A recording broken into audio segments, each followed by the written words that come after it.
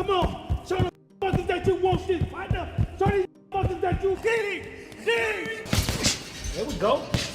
There we go. There we go. Make them combinations fast. Come on. Trust in your speed, son.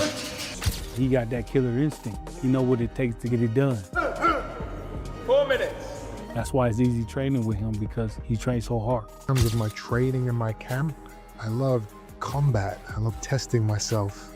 What's the word, Chris? Did some cardio earlier. No, Wednesday we got 12 rounds.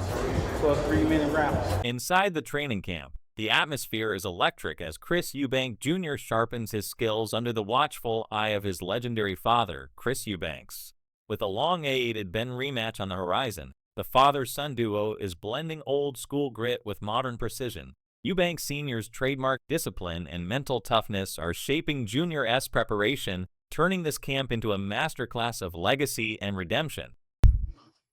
This is my first full camp in Dubai.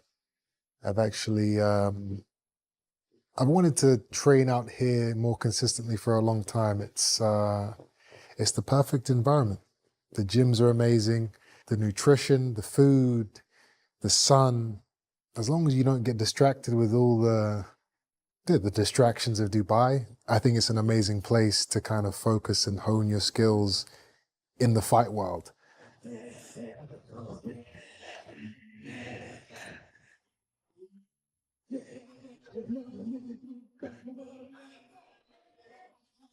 We'll see it. No, no.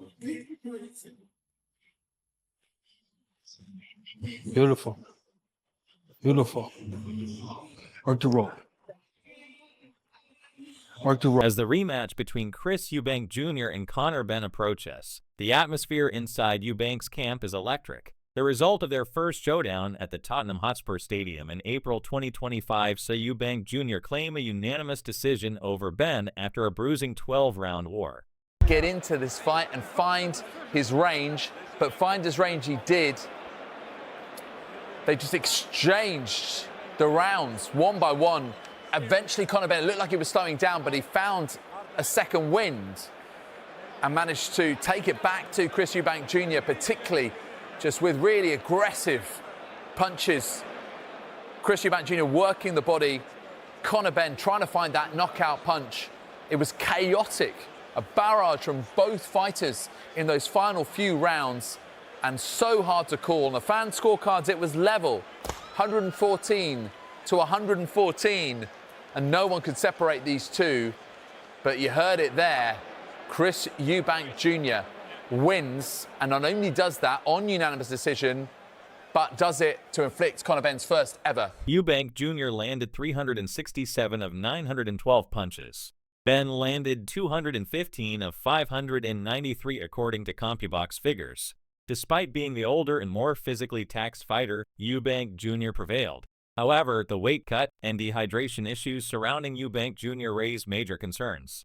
He missed weight by 0.055 pounds before the fight, incurred a fine, and was hospitalized as a precaution after the fight. Eubank Jr. now enters the second fight as the favorite, intent on firmly putting Benn away this time. Meanwhile, his father, Chris Eubank Sr., remains a voice of both pride and caution. He is reconciling with his son, yet publicly questioning whether the rematch should happen under the same conditions as the first bout. Weight drained, they put a rehydration clause in. They fined him some £500,000 for coming in, 2 ounces over the weight. It was reported to me by Lawrence Lustig, who is a very famous photographer. Junior wasn't even sweating at the end of the fight. Dehydration. These rules are in place to save my son, to save the lives of fighters. Unfortunately, the reporters, the journalists are not doing their job. They're not holding them to account. Gareth Davis, do your job. Simon Jordan, you speak on boxing, do your job. You are not credible if you let these things happen. What you are is a jester. As I said after the fight, Conor Benn is an extraordinary fighter. Fighting at 156 or fighting a fighter at 160, he doesn't get back down to 147. And if he does, he's not the fighter he could have been. They are dangerous, they are reckless. If the Boxing Board of Control don't do what they're supposed to do, which is to block fights from happening which do not abide by the weights and the rules. You are baboons. I'm not a baboon, and I know this life. I've gone up to cruiserweight, fighting Carl Thompson. Watch that fight. Both of them. Where you're watching one man who is almost twice the size of me. So it seems, I say this sparingly, seemingly killing me. And it looks like a fight because the smaller guy, me, has heart. And nothing is going to stop me. No threat.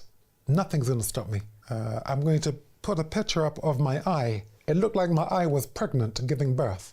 That's these promoters pulling me into a fight that I need for the money. So I say, no, I'll do it. But the Boxing Board of Control is not supposed to allow that to happen. So now when I speak on it for my own son, people say, oh, well, you know, he's overreacting. I'm not overreacting. I'm not overreacting. I don't overreact. Inside the training camp for Chris Eubank Jr., the mood is serious, sharpened, and refined ahead of his rematch with Conor Benn. In past weeks, Eubank's preparation has emphasized correcting the flaws that plagued his first encounter. He admitted that his victory owed as much to his will and experience as to physical superiority, and that he intends now to convert that into a more decisive performance. About what that session involved and the benefits for him. We call that the Xbox, 6 different stations. You got 3 coaches, you got 3 different obstacles to push you as far as your power shots, your speed, your slipping, your rhythm, your sprints, your endurance on throwing your power shots and stepping over. So we usually do that once a week to push the fighter, and then every week we go up. Pick it up, pick it up. Keep pushing. Push. More. There you go. Almost there. Come on, let's go. Come on, kid. Here we go. Give it up. Come on. Go. Come on, keep it up. Eubank Jr. is training in Dubai, removing distractions and immersing himself in long sparring sessions and conditioning drills. He confirmed that while his father, Chris Eubank Sr., will be ringside as a figure of support, he will guide him during the training. His sparring partner revealed that Eubank regularly fights 4-minute rounds with only 30-con breaks, a step up not just for his physical endurance, but for his tactical consistency under fatigue. First full camp in Dubai. I've actually, I've wanted to train out here more consistently for a long time. It's the perfect environment. The gyms are amazing, the nutrition, the food, the sun. As long as you don't get distracted with all the distractions of Dubai, I think it's an amazing place to kind of focus. Junior has reunited with veteran coach Brian Bullock MC Entire, the same trainer who guided Terence Crawford to undisputed status, signaling that Eubank Jr. is not just content to repeat his first victory, but to dominate the sequel. MC Entire himself stated plainly, he already got his number. MC Entire praised Eubank Jr.'s attitude in the gym ahead of the rematch, noting how Keep grinding, to the next fighter. Did you get to make it back over for the victory parade? Yes, or definitely we had to come back for the parade. That was beautiful what the city did for Bud. how was that? Yeah, because we've even seen other fights before where there's been a great turnout, but this looked like a whole new level, and so right, it should have been. I can imagine probably close to 1 million people there. I would think, man, it was beautiful. It was beautiful. Crawford's obviously enjoying some well-deserved time off, but has he spoken to you any more about what kind of next steps would be for him, what he wants? No, not yet. We talked a little bit yesterday, but we didn't discuss anything about boxing.